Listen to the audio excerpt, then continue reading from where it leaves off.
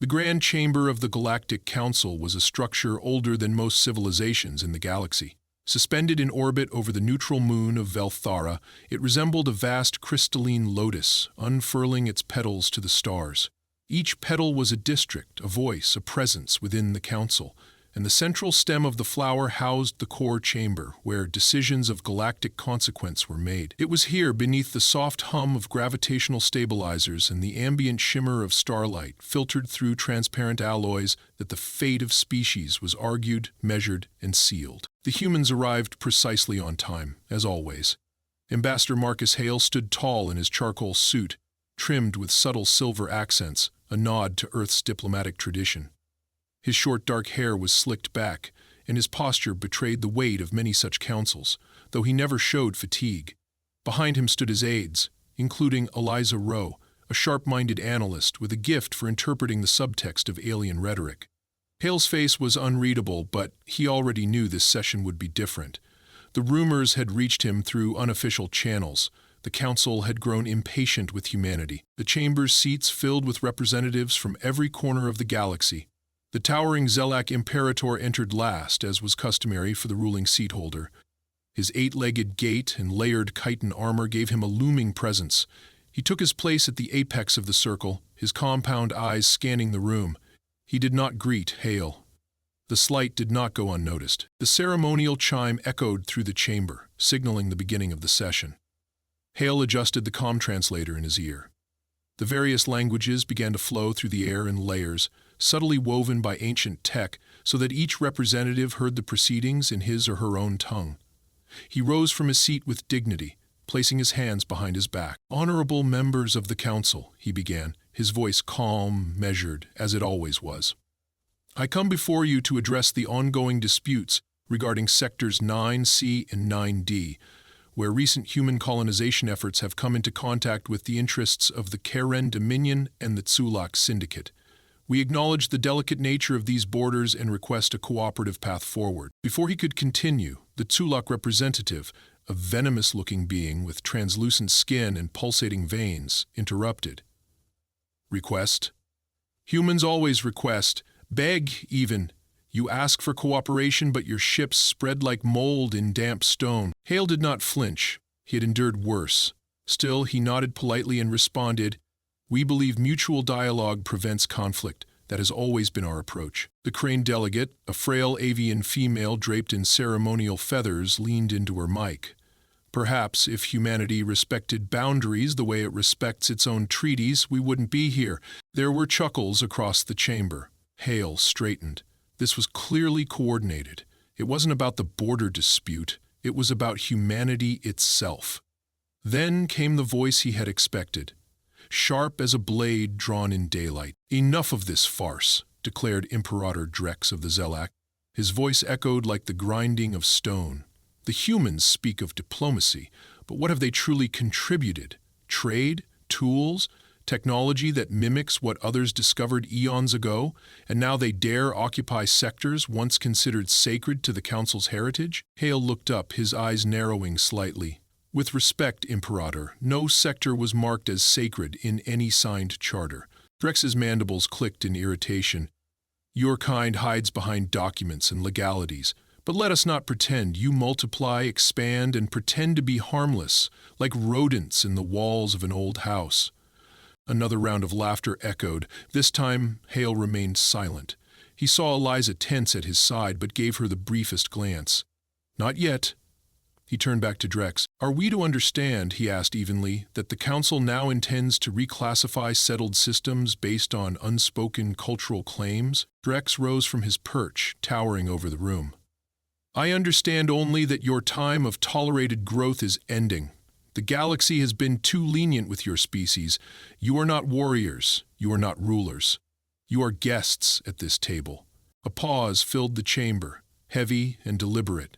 Then Drex leaned in, his voice dropping low but clear. "Know your place, human." The words landed like a slap. Hale's jaw tightened, but only for a heartbeat. He stepped back slowly and returned to his seat without a word. No rebuttal. No rebuttal was necessary. He knew what had just happened. So did every observer in the chamber. Humanity had just been dismissed. insulted. And what's more, the Council had watched and said nothing. No one intervened. No one defended Earth's contributions to peacekeeping missions, trade routes, or technology sharing. Humanity, it seemed, had exhausted its grace period. Eliza leaned over to whisper, but Hale held up one hand. His expression was no longer unreadable. It was deliberate, cold. The politeness, the carefully measured words, the restrained presence, these were all part of what the Council had come to expect. But the ambassador's silence now held something else, a subtle shift. Outside the chamber, Earth's diplomatic vessel maintained a low-profile orbit, but within her encrypted systems, certain subroutines had begun to activate. The ship's AI, receiving no new instructions but interpreting silence as a directive, initialized a protocol that had not been used in a generation. Across the local star system, human satellites shifted their alignments. Observation drones went dark. Secure channels, previously dormant, began to flicker to life in human colonies stationed across the rim sectors. Back in the chamber, Drex resumed his speech, outlining a new motion to place oversight limits on human territorial expansion. Several delegates nodded in agreement. Hale said nothing. He no longer needed to, because the Council, in its arrogance, had forgotten something crucial. Humanity's politeness had always been a mask, a courtesy extended in the name of peace. But it was not weakness, it was not submission, it was a choice. And something in Hale's quiet stare told them all the choice had just changed. Ambassador Marcus Hale sat motionless in his seat long after the chamber's attention shifted away from him. The ceremonial torch of the Council continued to burn in the center of the chamber, blue and golden flames twisting silently in the zero-gravity field above the speaker's platform. But he no longer looked at it. He kept his gaze lowered, fixed on the black surface of the console in front of him. His fingertips hovered just above the edge of the panel, not touching. He didn't blink for a long time. Across the room, the Zelak Imperator continued speaking, now formalizing his proposal for species-level regulatory oversight. Hale didn't look up. He heard every word, though. Every thinly veiled insult, every dismissive remark, every petty declaration that sought to reclassify humanity as a minor trading race stripped of its sovereignty in newly charted sectors. No one objected. Not one voice offered an alternate view. He counted silently, marking those who nodded in agreement. The silence of others told him even more. Eliza Rowe, seated 2 chairs behind him, kept her eyes on the outer ring of delegates. Her mind worked in rapid, silent loops. She tracked movements, who leaned forward, who glanced sideways, who smiled too quickly. Her training in behavioral pattern analysis was precise, and what she saw now confirmed her earlier suspicions. This was not spontaneous. There had been meetings before this one, quiet ones, in dark rooms far from cameras. The Council didn't just drift into coordinated humiliation. Someone had planned this. Hale finally moved. He exhaled once, slowly, then pressed his thumb against the edge of the console. A signal was sent. Not a message, not a command, just a signal, a change in posture. From cooperative observer to measured participant. The moment was invisible to most in the chamber, but for those monitoring Earth's diplomatic encryption lines, it triggered an immediate reprioritization of protocols. Off-world embassies across human space moved from passive observation to alert state alpha. Human freighters shifted course. Private civilian cruisers, all of which carried dual-use defensive hardware, were quietly rerouted away from Council-monitored space lanes. Back in the chamber, Hale rose slowly to his feet. The Imperator paused mid-sentence. It was a calculated move. Only the Imperator could interrupt others without consequence. Hale did not ask for the floor. He simply stood and waited. The delay stretched into uncomfortable silence. The Zelak shifted in place, his mandibles twitching faintly. Hale gave him a cold, professional nod and turned toward the chamber at large. The Earth Coalition acknowledges the Council's right to hold internal debates and to issue recommendations concerning multi-species governance, Hale began, his voice quiet but perfectly amplified across the room. However, I must remind this assembly that any regulatory mechanisms applied to a single member species without consent constitute a breach of the galactic concord signed at Res Prime. Several delegates glanced at one another. This was not the tone they expected. Hale wasn't appealing. wasn't pleading for fairness, he was citing law. Hard, enforceable law. The Imperator's voice rasped from the apex seat. You quote laws that no longer serve the Council's interests, Ambassador. The Res Concord is 2 centuries old. The galaxy has changed. Hale did not look at him. He kept his eyes forward. Indeed it has. That was all he said. Then he turned his back on the Zelax, a move so bold that a few in the chamber audibly gasped. Diplomats did not turn their backs. Hale walked slowly toward the secondary console near Earth's section of the chamber, where Eliza had already opened a secure diplomatic channel. As he approached, she spoke without looking up. Confirming status escalation. External observer satellites from Velthara Station have been scrambled. Civilian driftnet probes along Sector 9D reporting withdrawal of Council surveyors. Expected, he said. Signal EarthGov. Initiate the Geneva contingency. Eliza hesitated. Sir, that protocol hasn't been activated since the Mockstar skirmishes, which ended in 1 day, Hale said. Activate it. She complied without further comment. Her fingers moved across the control panel like brushstrokes, elegant and fast. The Geneva contingency was a diplomatic maneuver first designed when humanity was still a junior participant in galactic affairs. It required no military action, no weapons discharge, no hostile transmissions. All it did was shift the status of every human-operated vessel, station, and facility from cooperative participant to autonomous sovereign entity. It also reclassified all treaty obligations as conditional upon reciprocal recognition, meaning if the Council did not treat humanity as equal, humanity would no longer be bound to any past agreements. Across the chamber, no one understood what had just happened, but some sensed it.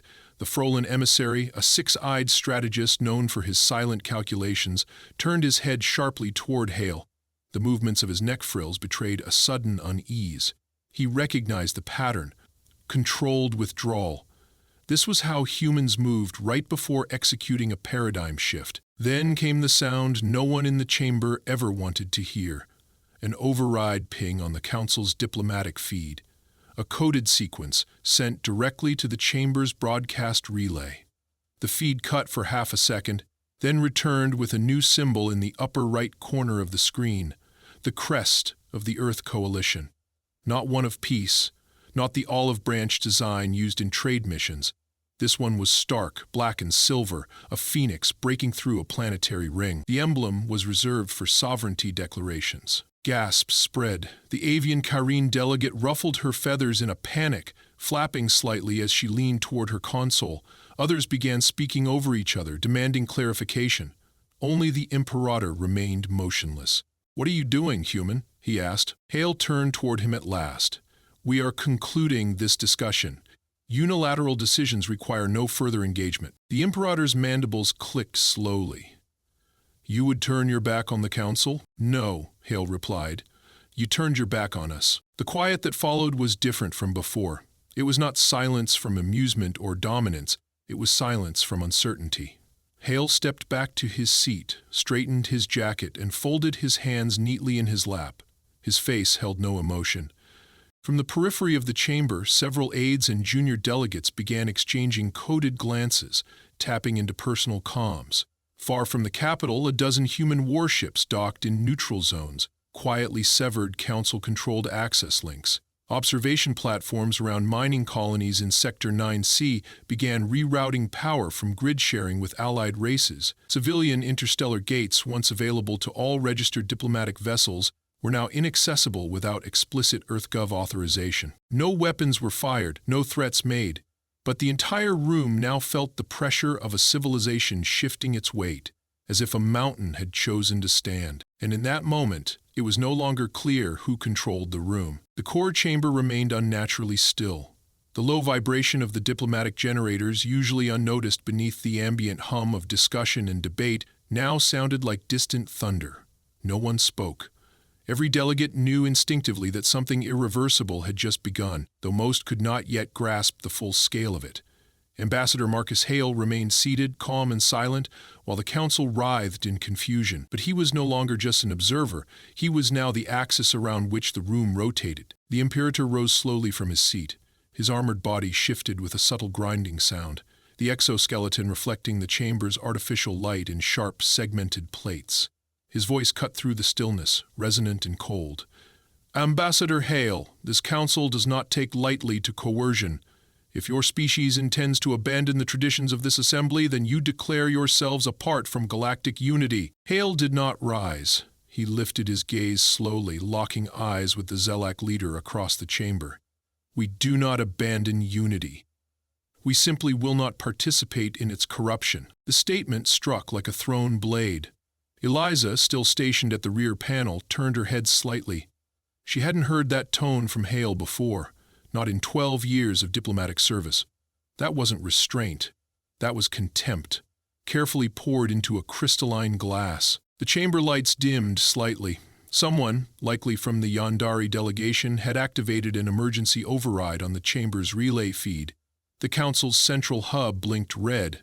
An incoming signal from outside the chamber was requesting immediate projection rights. The request was accompanied by EarthGov authentication at the highest clearance level. No one had the authority to block it. Within seconds, a holographic feed activated at the chamber's center. The image that appeared silenced even the last whisper of murmured translation.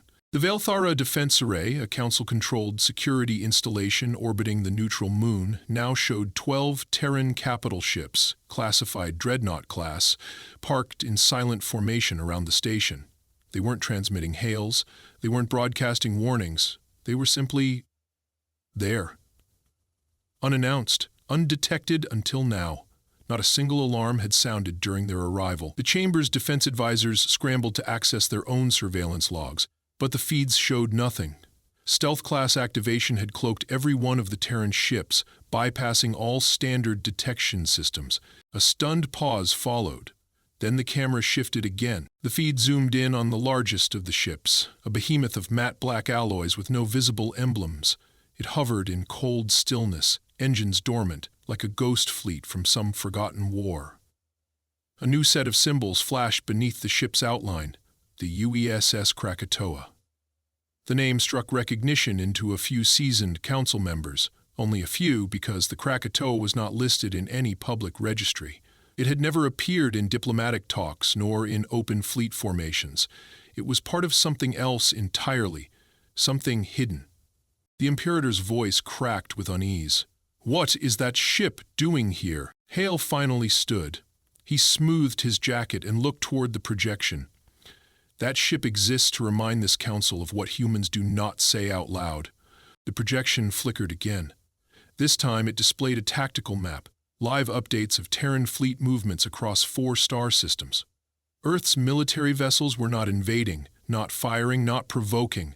They were surrounding, enclosing. One by one, they were cutting off critical supply routes, trade relays, and gate pathways used by the Council's elite species. Not an act of war, not yet, but a masterstroke of positioning. A rust-colored amphibious delegate from the Faldrin Combine stood up in alarm. This is aggression. You are encircling Council territory." Hale looked directly at him. "We are reclaiming our right to stand without being dismissed. Your fleets will remain untouched, so long as none cross our lines again." Another delegate, this one a crystalline life form from the Ixari cluster, spoke through modulated light pulses. "You're threatening every founding race. This is madness." Eliza tapped a few more commands into her console. "Sir," she said quietly, "Krakatoa is now broadcasting the secondary protocol. They're releasing the Zeta archive." Hale gave the faintest nod. In the center of the chamber, a final feed activated. This one showed documents, thousands of them, transmissions, intercepted communications, encrypted data logs from the last 12 years. One by one, the Council watched as classified records scrolled before them. Proof of covert votes, resource theft, silent embargoes, bribery, and undeclared acts of interference targeting Earth's outer colonies. The documents bore the seals of several prominent delegates sitting in that very chamber. For years, the Council had treated humanity with practiced disdain, all while quietly exploiting the access Earth's cooperation provided.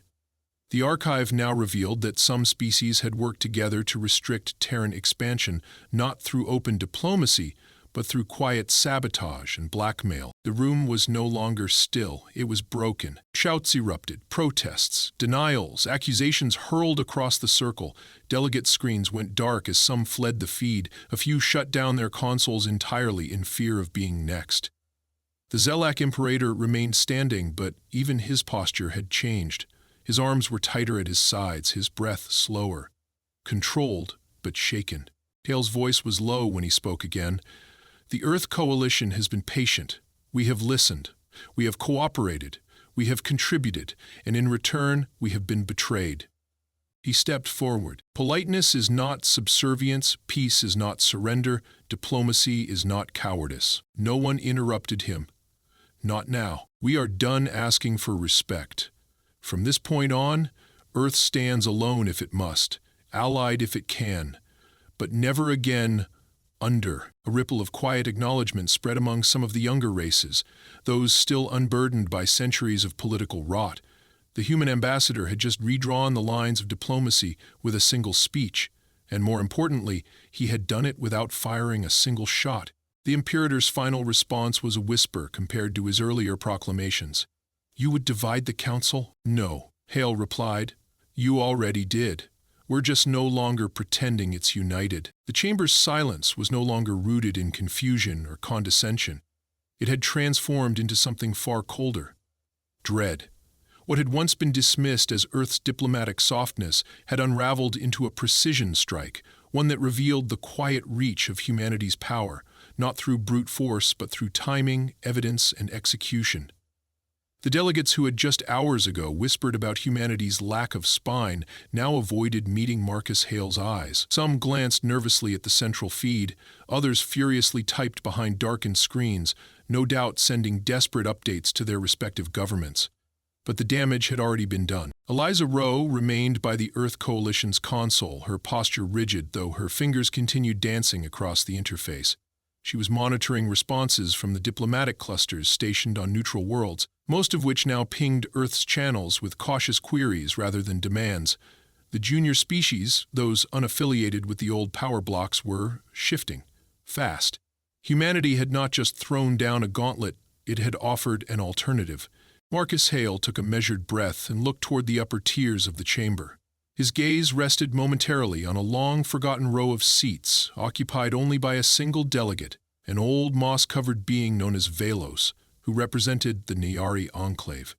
The Nyari had not spoken in council for more than a decade, yet now, Velos slowly leaned forward, the long fronds that lined his jaw trembling like wind-blown vines. He gave Hale the smallest nod, an acknowledgement, not of victory but of presence, of power regained. The Imperator moved next, stepping down from the high dais. Each of his clawed feet struck the platform with echoing force. His eyes never left Hale's. Though his face was unreadable to most in the room, Hale had studied the Zelak long enough to recognize the subtle signs: tightness around the secondary mandibles, a flicker in the outer lenses, the twitch of his armored backplates. The Imperator was not enraged. He was calculating. That, more than fury, was dangerous. When he spoke, his voice was lower than before. "You have revealed your cards, Ambassador. That was your moment. But the galaxy does not remain still. It evolves. Reactions multiply." Hale inclined his head ever so slightly. Reactions were expected. Which is why preparations were made. The Imperator paused, one clawed hand extending toward the Council's core archive controls. The interface recognized his command authority instantly, illuminating a holographic model of the Velthara system. With the diplomatic station at its center and the 12 Terran dreadnoughts still in position, he tapped a segment of the display. Another image appeared, this time a classified report. It was one of Earth's own diplomatic memos, stolen weeks earlier through a data breach. The implication was clear. The Zelak had infiltrated EarthGov's secure systems. "I wonder," the Imperator said slowly, "if your leadership understands how deep we've seen into your intentions. You speak of betrayal, yet Earth has not been without duplicity." But Hale didn't blink. "Perhaps not. But we are not the ones sitting in this chamber, surrounded by the evidence of sabotage and systemic suppression." The Imperator pressed again. This time, an older document appeared, referencing a covert human research installation near the Serpent Belt, once thought abandoned. The council had long suspected the facility still operated, though no official records confirmed it. Now, the document glowed before them all. The leak was real. Eliza's expression darkened. She turned sharply toward Hale. "Sir, this level of exposure means they've had backdoor access for months, possibly longer." Hale did not respond to her immediately. He walked to the edge of Earth's section and addressed the room. "Yes, the Council has obtained some of our private transmissions. It's clear now that certain members resorted to espionage long before today's incident. But let me offer something no other race here will. Transparency." He raised his hand. Eliza tapped the command, and a new feed replaced the prior projection. It showed the facility in question. But instead of a weapons lab or experimental fleet, the live feed revealed a vast archive of cultural preservation work. Dozens of species cataloged in high-fidelity holo, including languages, art, and oral histories that had nearly been lost. It was a heritage vault, one that Earth had funded in secret, fearing political sabotage if its intentions became public. Hale let the images speak for themselves before he turned back toward the Imperator. "You wanted proof of our duplicity? Here it is. We protected what you forgot." The Imperator stepped back, visibly unsettled. His plan to smear humanity had not only failed, it had elevated Earth's image in the eyes of the watching delegates. Hale had not denied the surveillance breach. He had reframed it, turning the accusation into an act of unexpected nobility. But it wasn't over yet. A shrill alarm rang from the Council's lower tier. A security aide sprinted into the chamber, bypassing protocol. He carried a data slate glowing with flashing red glyphs. The Yondari delegate intercepted him first, snatching the device and scanning it rapidly. Her face twisted in shock. "Council members," she shouted, "we have unauthorized fifth movement along the Karthus Run. The Zelak 5th Armada just crossed into Earth-controlled trade space without diplomatic notification." All eyes turned to the Imperator. He remained still, but his silence was telling. Hale's voice was calm. "So this was your answer?" The Imperator finally met his eyes. "You exposed us. You embarrassed us. And now you will learn that power in this galaxy is not won through projection alone. It is taken." Hale walked slowly to the central floor of the chamber. "Then take it, but know this. Our fleets are already tracking every ship. The Krakatoa is not alone, and should one Terran vessel fall, 1,000 more will rise. We do not ask for war, but we do not run from it." A cold standoff held the air in suspension. Then Eliza's console lit up with a new transmission. Real-time from the Krakatoa. She looked at Hale. "Incoming communication from Captain Roth. Visual feed requests authorization." Hale nodded. The projection shifted once again. This time the face of a man appeared. Stern, older, his eyes like steel, his voice direct. "Ambassador, Council members, this is Captain Adrian Roth, commanding officer of the UESS Krakatoa. We have detected a Zelak offensive pattern consistent with pre-engagement drills. In accordance with the Geneva contingency, I await your final directive." Hale stepped forward. "Captain, do not fire, but show them the truth." Roth's eyes narrowed. "Understood." The feed changed one last time. The Krakatoa turned in place, revealing a second Terran fleet hidden behind the curve of the moon, cloaked, undetected, waiting. It was far larger than anyone had anticipated, and every ship carried the markings of Earth's elite vanguard division. The chamber broke into chaos. Half the council erupted in protest. The other half stared in stunned silence. Hale raised his voice once more, cutting through the noise. "We are done pretending that cooperation means obedience. Earth remains open to diplomacy, but only if it is mutual. If not, then this council will learn what happens when humanity decides to act." The Imperator remained silent.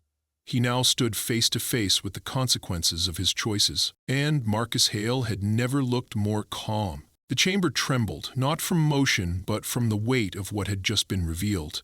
As the Second Terran Fleet finished its slow rotation from behind the shadow of the moon, the scale of Earth's preparations could no longer be denied. The silence among the delegates was no longer a symptom of awe or confusion. It had become fear. Not of violence, none had been enacted, but of realization, of knowing that everything the Council had assumed about humanity's limits had been wrong. The Imperator still stood in place, unmoving. His gaze remained fixed on the floating projection of the hidden armada. His breathing was steady, but every sensor in the chamber marked the fluctuation of his internal temperature. Behind the dense armor of his exoskeleton, a mind once confident in its superiority now struggled to calculate an outcome not grounded in dominance. Marcus Hale did not speak. He did not need to. The stage belonged to Earth now, not through conquest, but through mastery of consequence. It had always been Hale's doctrine that the most powerful force in diplomacy was not the capacity for war, but the ability to choose peace from a position of undeniable strength. Now, that doctrine stood vindicated, under the full gaze of the galaxy. Captain Adrian Roth's projection awaited orders no longer. The Krakatoa had already begun transmitting dispersal signals to nearby trade vessels, alerting them of Council route instability. Civilian ships were being escorted from the Karthus Run with clinical efficiency. No shots were fired, no demands were made. Earth's message was clear: control through stability, not fear. Eliza Rowe turned from her console, her face pale but resolute. "Sir," she said, 14 systems have begun negotiations to shift their diplomatic allegiance to EarthGov. Preliminary pacts are being drafted now. Most are from unaligned border species." Hale's expression did not change. He expected this. Not because he had engineered a coup, but because the Council had failed to recognize its own rot. Those who had waited in the shadows, enduring humiliation for centuries, had seen what humanity had done in a single afternoon. It had resisted, successfully. The crystalline Ixari representative blinked her radiant core 3 times, a formal signal of respect in her culture. "Ambassador Hale," she said through harmonic pulses, "the Ixari would request a bilateral treaty, independent of Council oversight." Hale gave her a small nod. "EarthGov will honor all requests submitted in good faith. Our channels remain open to dialogue, as always." One by one, the chamber's atmosphere shifted. Delegates who had remained silent now saw safety in movement. One spoke of renewing old trade routes. Another requested educational exchanges. The room had not witnessed a battle. It had witnessed a transfer of moral authority. And in the absence of leadership, Earth had become the fulcrum around which others now turned. But not all bowed quietly. The Zelak Imperator finally stepped forward again. His claws tapped the metallic floor in a slow, deliberate rhythm. The chamber's lights reflected off his scaled back as he faced Hale for what would be the last time in this cycle. "You believe this is a victory," he said, voice cold and metallic. "But all you have shown is that your kind has grown teeth. It does not mean your voice will last." Hale studied him with an unreadable expression. Then he stepped into the center of the chamber and looked around, not just at the Imperator, but at every representative watching. "Power that must prove itself through domination always collapses under its own weight," he said. "The galaxy has followed that model for centuries, and where has it led us? Extinctions, silence, ruins." He turned slowly, allowing each set of alien eyes to meet his. "Humanity has chosen a different path. Not to conquer, but to endure. Not to control, but to outlast. And those who walk with us will share in that future. Those who do not will simply be left behind." There was no dramatic music, no applause, just the quiet shifting of 100 political futures. The council speaker, a ceremonial figure more than a governing one, stood shakily at her podium. Her voice, filtered through multiple translator streams, still trembled. "The Earth Coalition's sovereignty and protected status shall be reaffirmed and extended, effective immediately. All unilateral measures previously under debate are suspended." Hale offered her a polite nod. "Thank you, Speaker. That will suffice." Without waiting for permission, he turned and exited the chamber. Eliza followed him in silence. The walk to the transit corridor was long, but neither said a word. Not until they reached the secure shuttle that would return them to the Krakatoa. Inside the shuttle, away from the eyes of the galaxy, Eliza finally allowed herself to exhale. "That could have gone 100 ways," she said softly. Hale leaned back in his seat. "Yes, and we prepared for all of them." She looked at him, studying his face. "Did you know it would end like this?" He stared at the bulkhead wall for a long moment, then spoke with quiet certainty. "No, but I knew we couldn't keep smiling while being strangled." The shuttle engines engaged, humming softly as the craft detached from the council's platform. The stars beyond the viewport stretched across the void, indifferent to politics, to pride, to war. Just light, cold, and distant, as it had always been. Back aboard the Krakatoa, Captain Roth waited at the docking bay. He saluted as Hale entered. The ambassador returned the gesture with a nod, nothing more. "All systems secure," Roth reported. "We've begun full dispersal and reclassification procedures. Half the fleet will reposition to Tier 3 posts. The rest will escort new trade allies home." "Good," Hale said. "Let's keep the promises we made." Quietly, Roth hesitated, then asked, "Do you think the Council will retaliate?" Hale looked toward the far bulkhead, where the image of the galaxy slowly rotated in a display screen, marked with ancient constellations, but with new routes slowly appearing in blue. "No," he said, "not now. Not while they're still figuring out how they lost without even being attacked." Eliza stepped beside him, watching the same map. Her voice was softer now. "So, what happens next?" Hale clasped his hands behind his back. "Next," he said, "we show them what humanity is like when it's no longer polite, but still believes in peace." The Krakatoa turned slowly in orbit, its fleet peeling away in synchronized formations, no longer cloaked, no longer hidden. Across the stars, systems once isolated by fear and bureaucracy now opened new channels, and among them, Earth stood.